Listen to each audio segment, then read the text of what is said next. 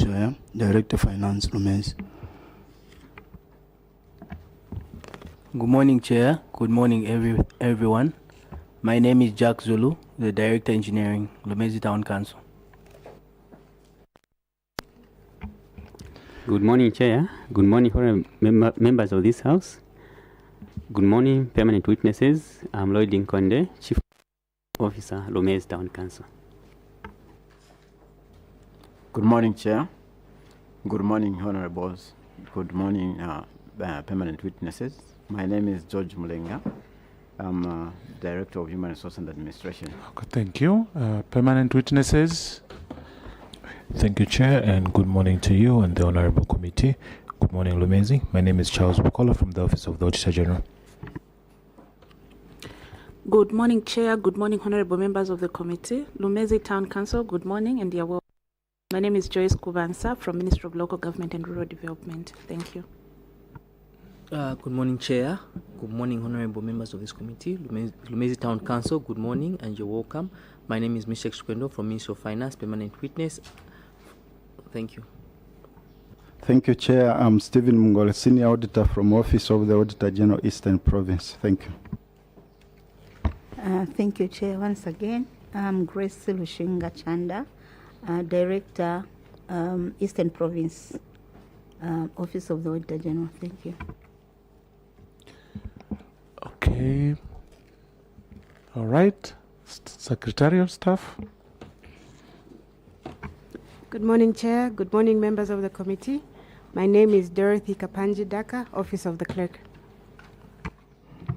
Thank you, Chair, and good morning to you. Emmanuel Walia from the Office of the Clerk. All right, we'll go to the honorable members. We start with our member for joining the meeting virtually. Honorable Mutinta, your time to introduce yourself. Okay, meanwhile we can start with the honorable members within. Chair, good morning. Witness, you are most welcome to the committee. Engineer Christopher Kangombe, Member of Parliament for Kamfinsa constituency. Thank you, Chair. My name is Newton Samakai, Member of Parliament for Mwinilunga constituency. CS and your team, I'm Anthony Kasandwe, Member of Parliament for Bangulu constituency in Samfya, and I'm chairing this meeting today. CS, as I said, you welcome you to the Committee on Local Governance, Housing and Chiefs Affairs. We are looking at the report of your town council on the Auditor General's report for the financial year ending the 1st December 2024. During your interaction with auditors, there are a number of issues that they brought to your attention that you needed to resolve within that time frame that was given to you. But unfortunately on your part, you couldn't clear some of the matters, and that's why we have an engagement today to help the committee understand what you've done so far and what is your plan going forward. We've one specific issue and other cut-crossing issues. So we'll be given another window through which we needed to resolve these issues that were brought to your attention. And before we engage, I would like to insulate you with Cap 12 of the laws of Zambia. Entails that the information you submit to this committee cannot be used against you outside Parliament and indeed in courts of law in the Republic of Zambia.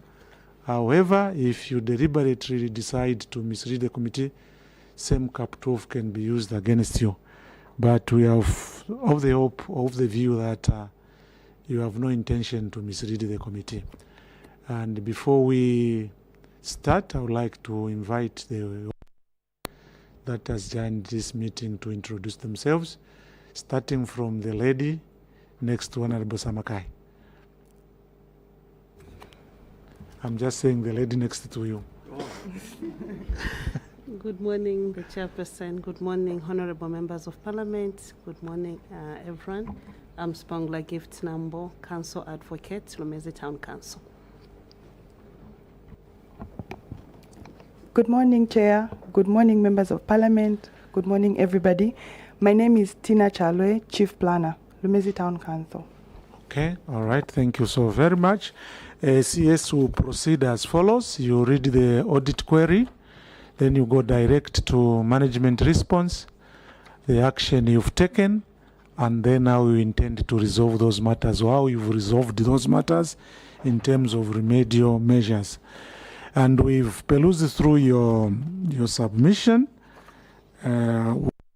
Tables, they are actually self-explanatory.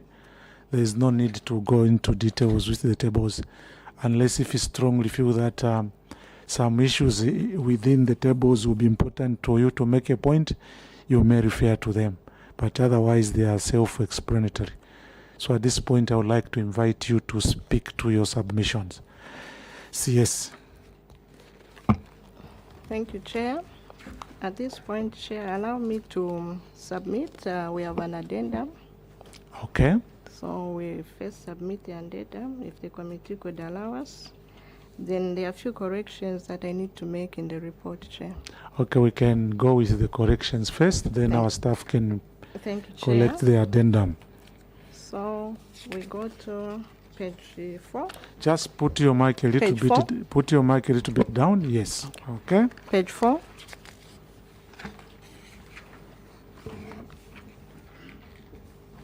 Page 4, second line, cause of query, the second line, where it reads, for his whereabouts, which concluded in June 2025, then there's a comma.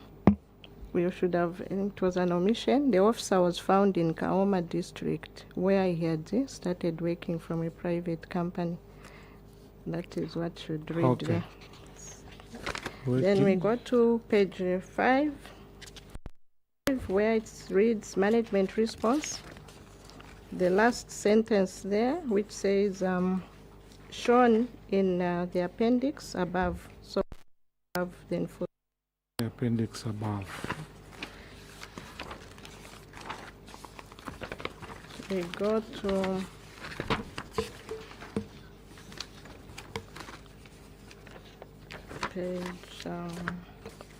page 15. Where it reads cause of query,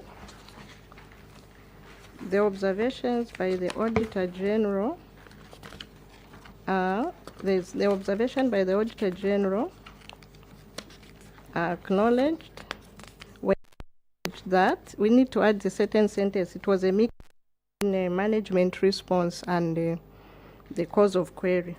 So the observations by the Auditor General acknowledged that the named property had no title deed. It ends there. Then there is a management response which should read, management acknowledges the auditors, management wishes to state that the processes in acquiring the title deeds is at numbering stage. So there was a mix of the typing error there. So we go to page 19. Under page 19, you also notice that where it says there is management response, so then there is cause of query. So we go to cause of query. Management acknowledges the auditor's observations and wishes to state that at the time of audit, so we need to add something there. At the time of audit, an amount of 2,213,000 was unspent. Then management response comes in now. So management wishes to state that the outstanding balance of 2,213,000, which was not spent at the end of the year, was meant for cash for work activities which were still ongoing. So there was a mix-up. Okay, thank you. Then the last page, the same typing error. Under cause of query, there's management acknowledges the auditor's observations Then I added that at the time of audit, an amount of 2,123,325 was unspent. It ends there, full stop. Then the management response begins at management's response wishes to acknowledge that at the end of the year, the funds for the construction of the skills center and the ablution block was due to delay in disbursement of funding of the project. So I think those were the few corrections that I needed to All right. note, Chair. Noted. So let me proceed with my report. All right, but meanwhile, you can go and collect the addendum. Okay. I start on page 4. That is the cause of query, action taken, and remedial measure. So the findings of the Auditor General are acknowledged, and that the officer was found in Kaoma, where he had started working from a private firm. And we wish to state that the following an informal resignation by the officer, a search was instituted for his whereabouts, which concluded. Then a demand letter was served and receipt acknowledged, of which the conditions of the demand letter had not been met at the close of audit for the period under review. Action taken, management wishes to state that the officer has since been sued and the matter is in court. Appendix 1. Remedial measure, management to ensure that resignations are processed in line with the conditions of service. Cross-cutting issues, Chair. Appendix 1. There is audit opinion, management response. Management acknowledges the observations of the Auditor General that the financial statement was verified, and an unqualified audit opinion given as shown above. We get to Appendix 2, budget expenditure, funding and expenditure. Cause of query. The Auditor General's observations are acknowledged and wishes to state that the variance was due to cash for work program that was not budgeted for, and the unspent funds related to committed programs as shown in the table below. Remedial measure. Management will always consider budget realignment or supplementary budget in either under or over performance. Page 8. Adverse performance on locally generated income. Cause of query, adverse performance on locally generated income. The observation of the auditor are acknowledged and wishes to state that the variance is as analyzed in the table below. Action taken, management wishes to state that the council has come up with a database as well as considering achievable budgets during the budget processes as shown in the table below. Remedial measure, management has continued to sensitize the community on the importance of paying revenue with the help of the public relations officer. Then Appendix 4, other deliverables, targets or outputs not achieved. Okay. Management response, the observations of the Auditor General acknowledged for deliverable targets, and we wish to state that the cause of query, action taken, and remedial measures as shown in the table below. Chair, there is that table that has covered about 2 pages. Then Appendix 4, activity reports and minutes. Remedial measure, the local authority has put in place measures of reviewing activity plans on monthly basis from all departments, which will help management to plan. Appendix 18, failure to fill vacant positions. Cause of query, observations by the Auditor General acknowledged, and we wish to state that from the staffing levels were sufficient for the service delivery demand of the district and were in line with the budget provisions. Action taken, Chair, management wishes to state that all the 16 key positions have since been filled. Remedial measure, management is committed to ensure that the vacant positions are filled progressively in liaison with the Local Government Service Commission.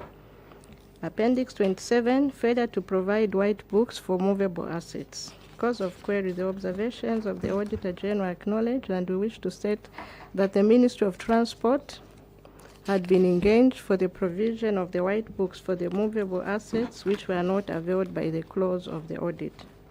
Action taken, management wishes to state that the request for the white books was made through the Ministry of Local Government and Rural Development and also through the Ministry of Transport and Logistics. Appendix 6, Appendix 6, okay, remedial measure.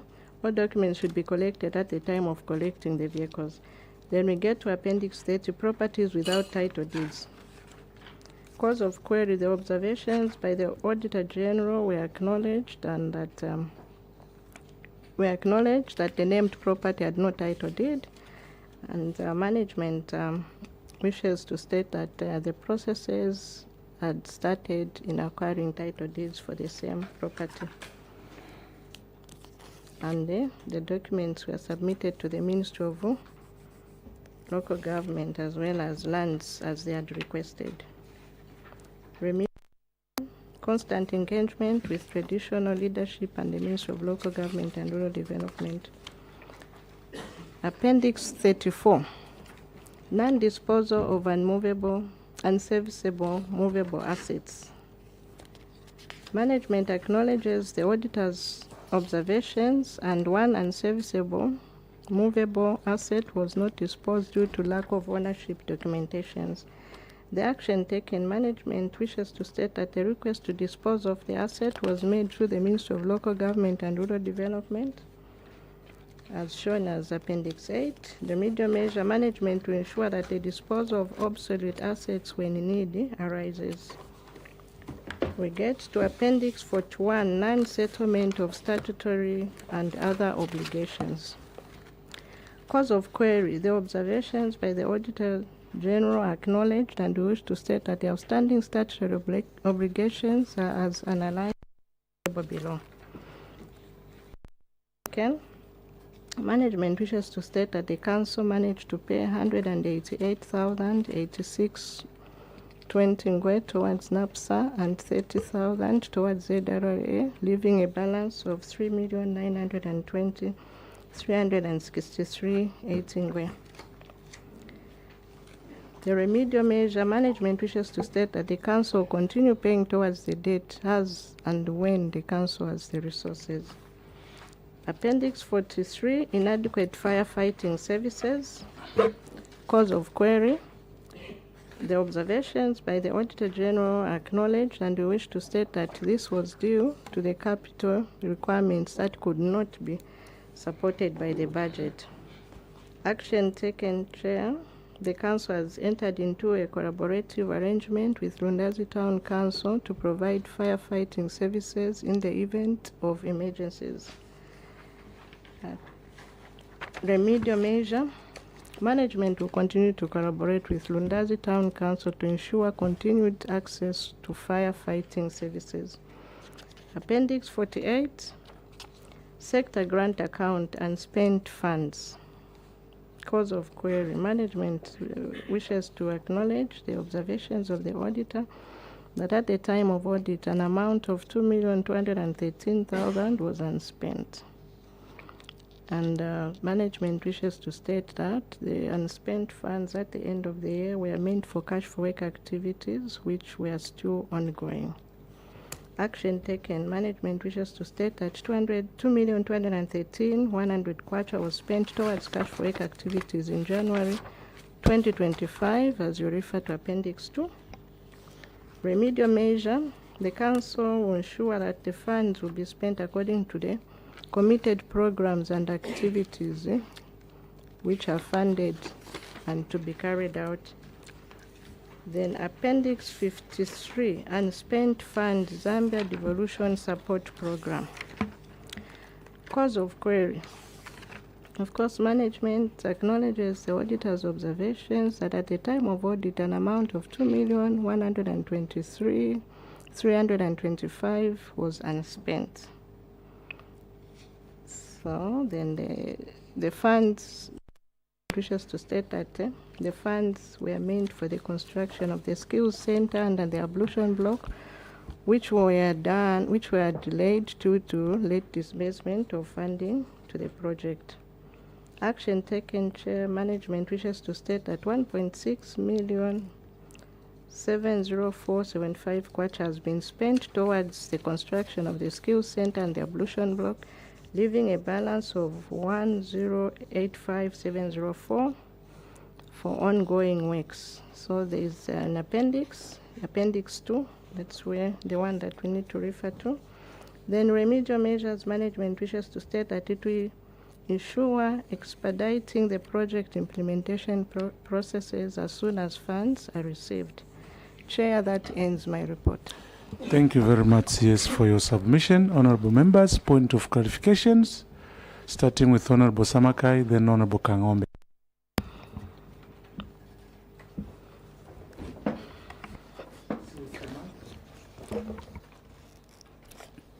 Chair, thank you very much, and thank you, Council Secretary, for your submission. I go to the specific issue of sponsorship, where you sponsored this particular individual for a 2.5-year course starting from 2022. I think he should have finished his course by May 2025. But even before he finished his course, by 16th December 2024, he resigned. Yeah. I think the legal counsel is here, isn't it? Yes, See the one seated next to me. So, the period, when does it start counting? I think because the bonding period is for the full year of the course, isn't it? Which is supposed to be 2.5 years after he completed the course, started working in June, going forward 2.5 years. But this gentleman did not complete the course. He abandoned the course in December 2024. And he goes. I don't know, was the bonding contract signed as he was going, or it was supposed to be signed after he had completed the course? I keep that as a question. Yeah, keep that as a question. So we want to understand. Here is someone who hasn't completed the course, and he resigned, halfway finishing the course. What do we do with such an individual? And look at the kind of money that you want from this gentleman. 170,000. I'm not too sure for how long you before he went to college. Isn't there any benefits that he accrued, that you could take so that they defray the 170,000 kwacha? Because 170,000 kwacha, you look at the legal fees, you end up paying more than 170,000 kwacha. How do you justify suing this gentleman when perhaps you end up paying more than you are going to recover from him? Honorable Kangombe. Thank you very much, Chair. Just a rider to Honorable Samakai's observation. CS, I like asking more general questions because we need to have systems in place. We need to have a policy in place that manages how an employee is trained, whether they are paying for themselves, council for them, what are the differences in terms and conditions if you are going to bond an employee. So I would want to understand, Chair, what is the policy? What is there must be a written document without me having to look at your face, having to look at the lawyer, having to look at Director of Engineering. The policy should state, if I'm going to ask the council to pay for me, what are the terms and conditions, so that then guides you whether to pursue the matter through court or simply to recover money from other obligations. So I thought that maybe you could help us with, generally, how do you deal with an employee asking for financial support from the council? Thank you. And then, Chair, I'll come in with my question later. Okay, CS. Your response? Thank you, Chair. Allow me to invite the Director, Human Resource and Administration. No problem. Director, Human Resource. Your mic? Chair, the officer started school by using his leave days before the approval of the paid start leave itself. That's why my able honorable there is stating that he never finished school, because what is stated here is catering for only 2 years. The 6 months we are not catered for under that letter. The letter that came, unfortunately we didn't print that letter, we didn't come with it. I have it on a soft copy. When the recommendation was done for him to proceed on paid start leave on self-sponsorship, he had already, he started school. He had already done 6 months.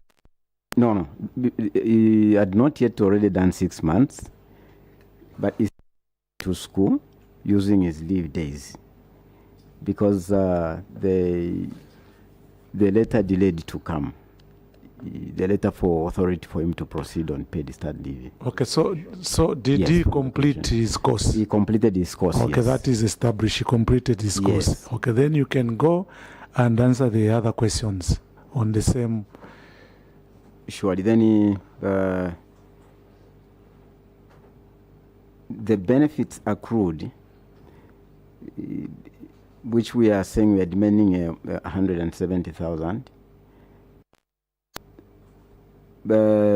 We haven't calculated anything yet for him, because if you check in terms of the bonding, we are considering only 2 years.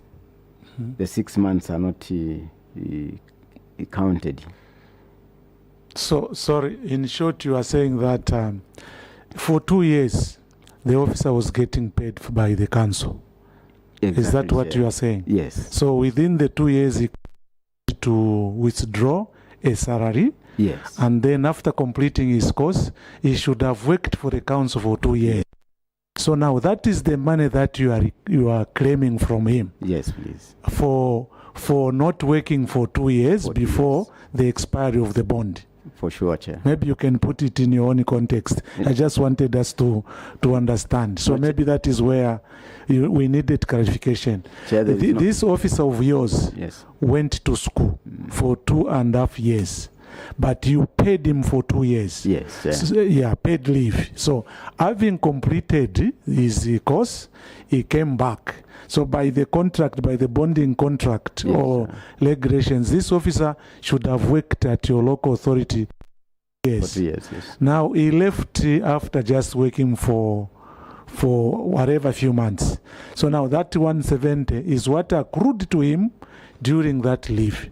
Yes. So that is now you are claiming. Yes. So now the question from the honorable member is that when you compare the two, the 170 and the legal fees that the council is likely to incur.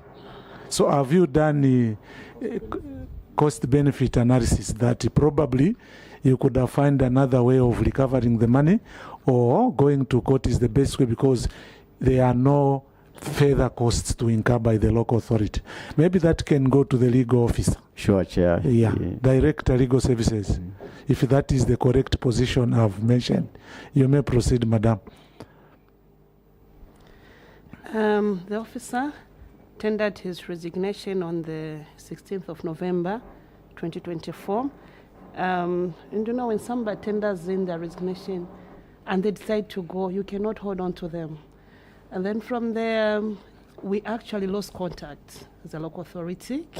We didn't know where he was, changed his phones.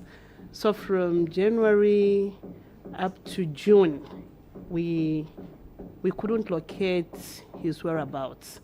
But fortunately, in the world of social media, we managed to find him. By then, he was based in Kaoma. He was working for some private firm. We actually gave him two conditions: either him returning at work to work for us, or for us now to recover the money that we had paid to him the time that he was at. So we looked at the two options, because definitely for him to come back, it was actually a non-starter. From the way that everything was, from the way he had resigned and where he never had, he never wanted to have anything to do with the local authority. So that's how we prepared the demand letter, which was delivered to him. And then from there, he came to the local authority, and he said, no. You started paying me in December 2022. So the money that I'm owing you is from December 2022 until 16th of November 2024. So as administration, finance department, and legal, we reconciled the figures, and they came to 140,393 kwacha. We told him, are you going to come back? Then he said, no, let me pay this money. So we had no option. It being a civil matter, we decided to proceed to the court. That's how we sued him in the Lundazi subordinate court through a default writ of summon. And then he accepted. We went for a consent judgment. Then he was told to start making a payment of 4,000 towards the debt for a period of years. So he's paying, and he has paid the 30. How much has he paid? He started making the payments last month. So in the appendix, the consent judgment and also the first payment. Yes. Honorable, maybe you have a follow-up question before I can see from your face. Well, everything is still coming back to what does the procedure state? Yeah. And that was my question. Whether the matter should go to court, whether this person who has partially sponsored themselves will now have to pay the remainder of the money if they resign. There must be a document. There must be a policy in place. Government can't function in a vacuum. So me, I'm more interested, Chair, in what the procedure states, because this is an audit query. We can spend the whole day discussing how we deal with human beings. People react differently. But at the end of the day, the auditors came, they arrived, they found that there was this issue. They picked it as an audit query. I want you to come back next year over the same issue or a similar issue, or one of you decides to resign. So we wouldn't want to have a similar situation. So the policy must be in place. If the policy is not in place, that is why we are here today, so that when we sit down with the Commission, because the Commission is our last witness, after all of you have appeared, we want permanent solutions to these problems. So, Chair, my question remains, what does the document say? What do the policies state? Thank you. Yes, no, before that, Director Legal informed this committee that when a person resigned, you cannot stop them. But there was a contract. Okay, so the breach was twofold. Okay, number one, to abrogate the contract, and also for having received the money under false pretense, because he really knew that he was going to go. But otherwise, you had the power and the right not to sustain his resignation. But then that is what, under the bridge, it is your submission that has actually necessitated their questioning. Because if you simply said, this officer was, and then we entered into a consent judgment, and he's paying, it ends there, yes. So you needed to update this committee, the status quo. This response was maybe 3-4 months ago. So you just needed, when you are doing corrections, you should have just amended your answer to simply say, on this query, this is where I've reached. It is a closed matter. The officer is paying and is settled. Now you can go ahead and respond to Honorable Kangombe's concern. The legal cost, maybe? Well, the matter is concluded. It's concluded. Are you incurring any costs on your part? No, Chair. Okay, all right. So you may respond to Honorable Kangombe's concern if there are structures in place. A director, maybe director human resource? Sure, Chair. I think in terms of policy, when an officer is bonded, as it has been stated already, I think Chair elaborated on it, and then they decide to go, they are actually supposed to pay back. If they were sponsored, they have to pay even the money they were sponsored to go to school, and pay also the salary that they were being paid. But in this case, they were not sponsored in terms of tuition fee. They were only allowed to proceed on paid study leave. So that's how come we have to recover was paid. Understandably so. Yes, that is. It's in the terms and conditions of service. Terms and conditions. Okay. It's administrative, yes. Okay. All right. Any other questions, honorable members? Okay. Sure. Honorable Kangombe, then Honorable Samaka. Very quickly, the Chair. I take CS to page 19. So on page 19, CS Appendix 18, at the time the auditors arrived, they found money in your account, 2.2 million. The reason you are giving is that this is money meant for cash for work. Whether it's meant for cash for work, the fact is auditors have arrived, they've found money in your account. If this happens again in 2025, 2026, again it will be an audit query. So you must draw lessons. You must now be able to tell this committee, based on this experience, because we don't want same audit queries. I would want to find out, Chair, what system is in place now to ensure that if 2.2 million kwacha is sent by central government, immediately things are in place to spend the money, so that when our good auditor arrives, she'll probably find money is being spent, because you have 14 days to respond to audit queries. I'm sure you're aware. When the query is raised, you have 14 days to simply say, oh, on this matter, so far we've already paid out 100 workers, we are remaining with 15. I don't think our auditors will keep the matter active. So I would want to find out what system is in place to ensure that money is spent immediately it is received. And the same applies to Appendix 53, Devolution Support Program. We understand this is money from the World Bank coming to the central government and to the councils. We've been learning from various councils that ideally there must be some procedure to go through. You need ZEMA approval. You need all these things in place. In your opinion, how much time do you need to spend the Zambia Devolution Support Program Fund once it hits your account? Chair, those are my two very short questions. All right, Honorable Samakai. The last question. Chair. Chair, my question is on Appendix 3. Council Secretary, you underperformed by 21%. Do you see in LUMEZI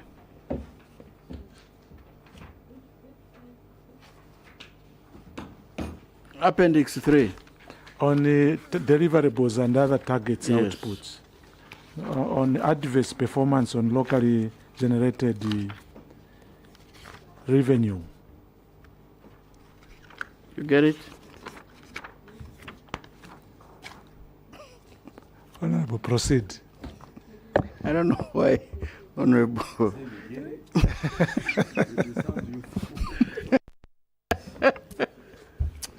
Yeah. Are you there? In the page of their The page. submission.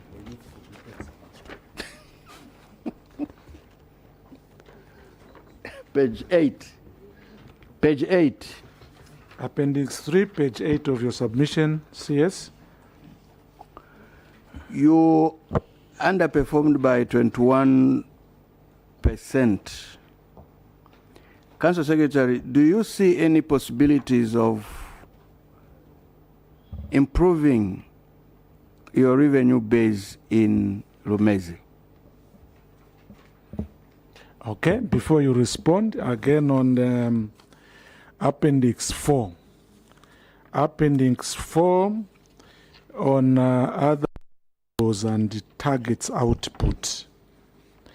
There are about 10 targets that were not met during the period under. You set these targets for yourselves, but about 10 of them remained unachieved.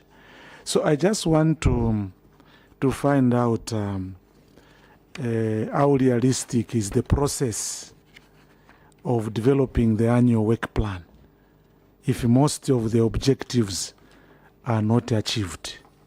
You set targets for yourselves, and unfortunately you could not achieve them. So how accurate or realistic were your process as you are coming up with the annual action plan?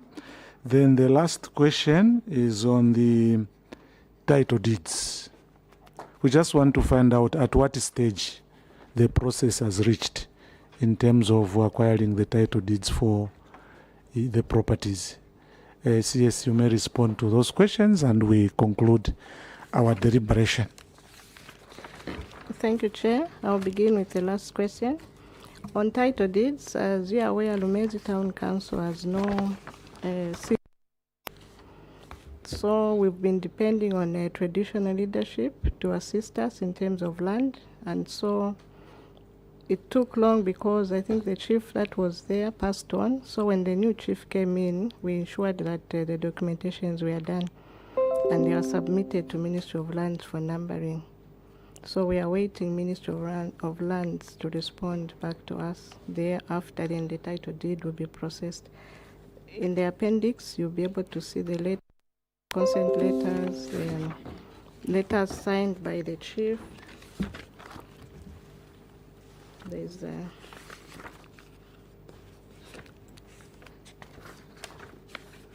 if you just go to the appendix.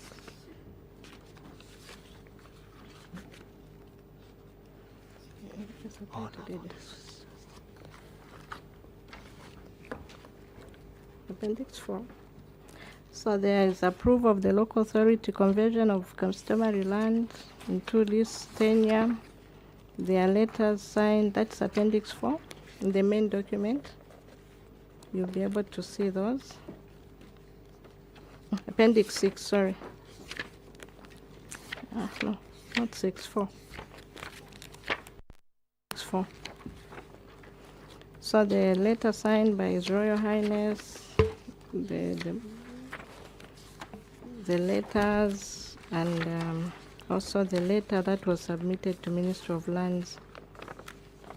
So that's how far we've gone, and we are hoping that before the year ends, we'll be able to have something from Ministry of Lands. Okay, you can go to the next question. The next question, let me ask the Chief Planner to give more details on the deliverables for the local authority. Chief Planner, failure to achieve most of the deliverables. How realistic were the planning processes? Because these were targets you set for yourselves, but they seem to us that they were not realistic. That's why you couldn't achieve most of them. So that's why this falls on your part, because you are the planner. You are the people who even go in the field to do my appraisals and so on and so forth, together with engineering department. So the CS has bounced that question to you. Thank you so much, Chair. So yes, we do the planning, And most of the main reason could be finances.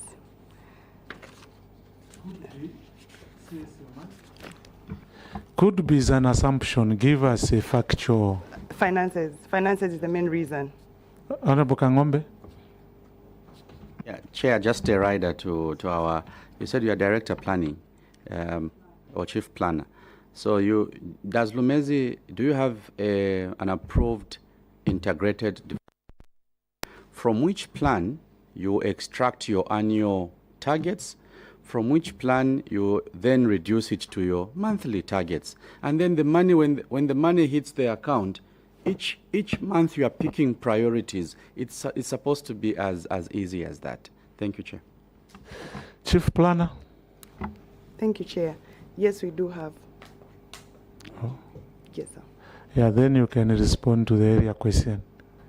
Failure to meet targets. So, were those realistic? All right. It's important to be of ambitious, but you need to plan within the available resources and skill. Yes. We wish to state that most of achieved in the month that followed after the year had ended. We know you achieved them afterwards. That's why you're asking you if they were realistic.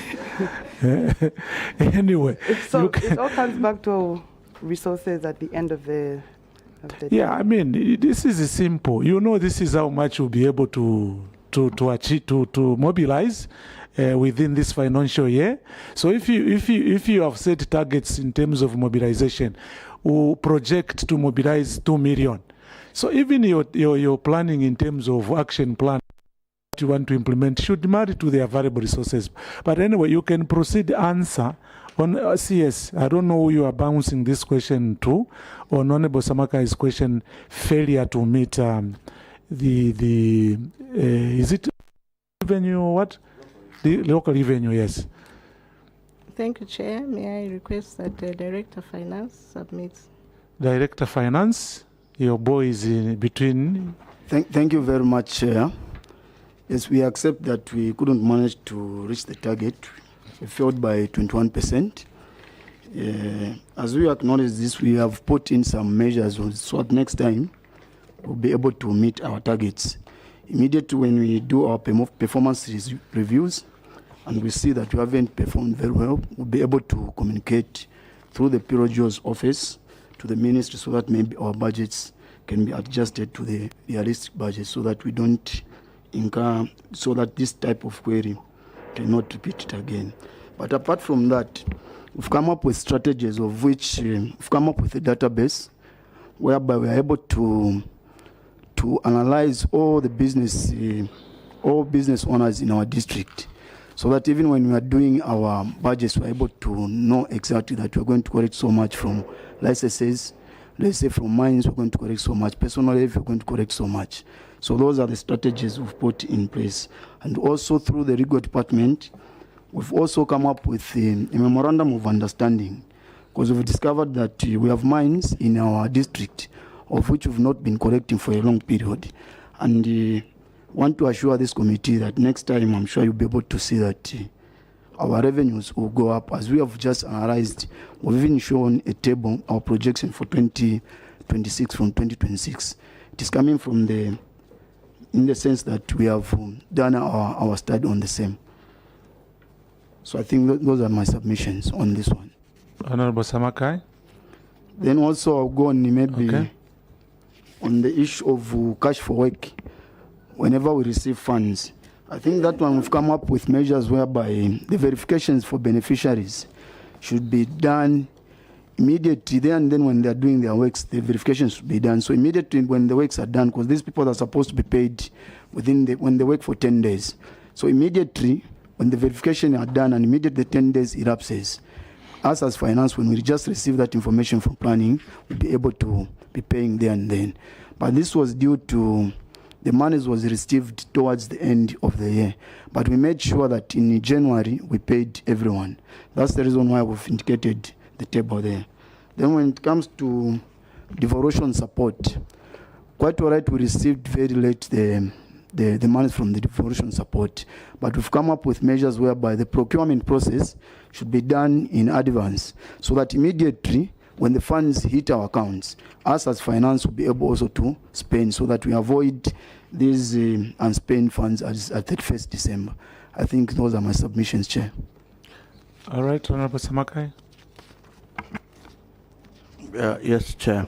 Yeah, I think apart from collecting from the mines, those who are mining in your area, the other activities of improvement on the database, just deepening your revenues. But how about your commercial ventures? Is there anything that you are thinking? Others are talking about, truck parks and others. Director. Thank you very much, Chair. Sorry, I didn't mention about commercial venture. Commercial venture is part of our locally generated revenues. I want to mention that we've attached all our ethnics. We wrote through the council, which went through the CDFC committee and also the full council committee. We've been allowed that all those trucks, all those heavy moving equipment should be attached to the commercial venture, of which, if there's need arises from the community, those business owners who are coming to do like construction in our district, they'll be hiring. And there's also a block making machine, of which we've embarked on. Whenever we give out these contracts to those who are doing schools and clinics in our district, they've been buying blocks to our commercial. That's the reason why even for 2026 we've increased on our budget on the part of commercial bench, basing on the performance of 2025. So we've planned a lot under commercial venture. Then also arising from the same skills train which we are constructing. It will be opened very soon. That is in May. That's also when we enroll these students from outside, as those which will not be benefiting from, like, let's say CDF, all those revenues will be coming to the council. So those are the strategies I was trying to put in close. I submit, Chair. Honorable Kangombe. Yes, just a quick one. I like the confidence of the Director of Finance. He is speaking very confidently that as regards cash for work, systems are now in place. People work, they'll be paid in good time. I'm trying to pick what he's telling this committee. On the devolution fund, again, I'm picking the indication that all is in place, systems are in place, procurement starts well in advance, whether it's director planning, engineering, if they are part of this whole process, procurement, everything will be done in good time. Is your submission before this committee that there will be no audit queries on unspent funds under cash for work and unspent funds under devolution fund? I like the confidence of the Director of Finance. We don't want you coming back to this committee on similar audit queries. So we are excited to hear that things are in place. So we just want that assurance, Chair. Director. Thank you very much, Chair. I think I need to assure this committee that come 2026, I don't think you'll find any audit unspent fund on cash for work and devolution. Everything being equal. Yes, as I can speak right now for 2024, we've already done the procurement process. We're just waiting for the funds to hit the account for devolution. In fact, for the same 2023, we've only remained with 300 just for furniture for the school. So as we are going back on Monday, I'm sure the procurement will be done. I submit, Chair. Yeah, now you are triggering more questions. Honorable, I mean, you can even ask 2-3 questions. A last one. You have assured. That assurance. I don't know why Ngombe didn't say what he has been saying. Honorable Kangombe, here is a center of excellence. Center of excellence, LUMEZI. Yeah. LUMEZI. Yeah. Suppose the money comes on the 28th of December. How sure are you that the auditors will not find unspent money on your account? Center of excellence. help my director when everything being equal. That's where, though it's not within my power to help him, I wanted him at least to put a caveat to some extent. Anyway, that is a challenge, boss. You may respond, sir. Yeah. Thank you very much, Chair. The reason why I've mentioned is because funding we've been receiving it very late. So when the funds we receive it, if we can receive it now, meaning that we won't have unspent fund. But if we're going to receive it at 28, meaning that we only have 2 days, which is very impossible. So, but for auditors, that does not, I mean, okay, all right. No, thank you very much. We've come to the close of our interaction this afternoon. Okay, Honorable Kangombe. Maybe the last question is, when do you think, which period of the year is ideal, latest, for you to be able to receive the money and have enough time to spend it? What will be your request to this committee? We'll be calling the ministry and the Local Government Service Commission and everyone else as witnesses. So we want to understand, based on your experience, when do you think the money should hit the account? Thank you, Chair. Yes. Thank you, Chair. I think the best time should be, and if we are to look at every year, because we do all the other activities to do with the CDFC seats and everything. Approvals from the ministry is done in January. So advertising, we give ourselves 2 months. Then by April, the best thing is resources should be in our accounts because we'll have advertised. At the start of the second quarter. Yes. Okay, all right. So CS, we just want to summarize our interaction, to recap, so that you pay attention even to some suggestions that we are going to make. We are looking at the high level of unspent funds, of which you've assured this committee that will be the thing of the past. Of course, when you don't spend the money, you affect service delivery to the community. And then we've also talked about weak performance in locally generated revenues. That is very critical for any local authority. For you to exist, to survive, you need to expand your revenue base. There's no way to about it because government performs through local authorities. For any central government to having been declared, fulfilled its targets to the people is through the local authorities. And I also want to encourage you to ensure that you keep on pushing the local government commission so that you fill up the vacancies. Okay? It is by law. You have an establishment with or without resources. Those vacancies are supposed to be filled. You can only manage to do that if you expand the revenue base. So in summary, I would simply say you need to strengthen, to improve revenue mobilization strategies, strengthen asset management systems, improve waste management infrastructure, and also strengthen financial discipline and strengthen governance systems and improve financial management. So those are some of the areas that this committee feels you need to pay attention so that some of these issues may not reoccur, because this engagement should not be for the purposes of impressing the committee or impressing the auditors. This engagement is about helping you to improve on service delivery to the community that you are meant to serve. So you may say or any closing remarks. Thank you so much, Chair. We will take the advice that come 2027 we'll have improved our revenues and we'll ensure that the systems are put in place as you have mentioned, Chair. We are so glad to have been here and we are guided. Okay, thank you so very much. We've come to the end of our meeting and I would like to withdraw the immunity that was conferred on you. We wish you a safe trip back to LUMEZI. Good day.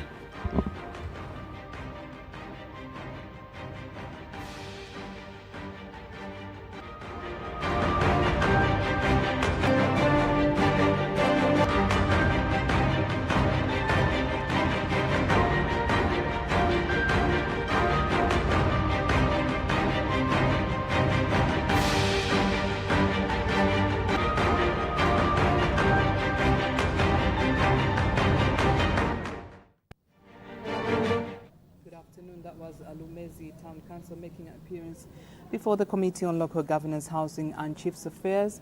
And LUMEZI Town Council was flanked by the Council Secretary, that's Ms. Mary Sinkala.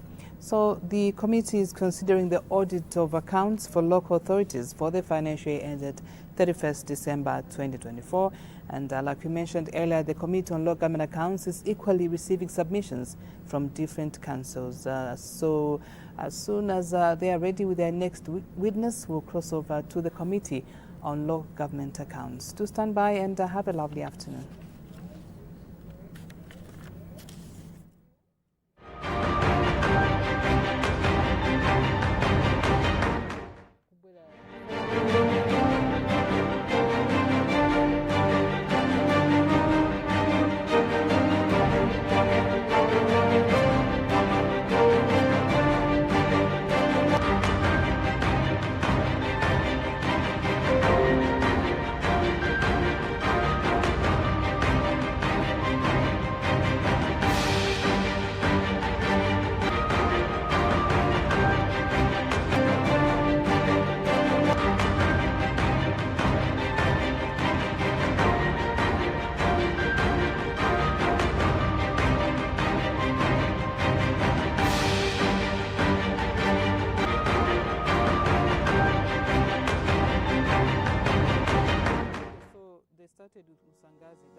Democracy works best when leaders are prepared.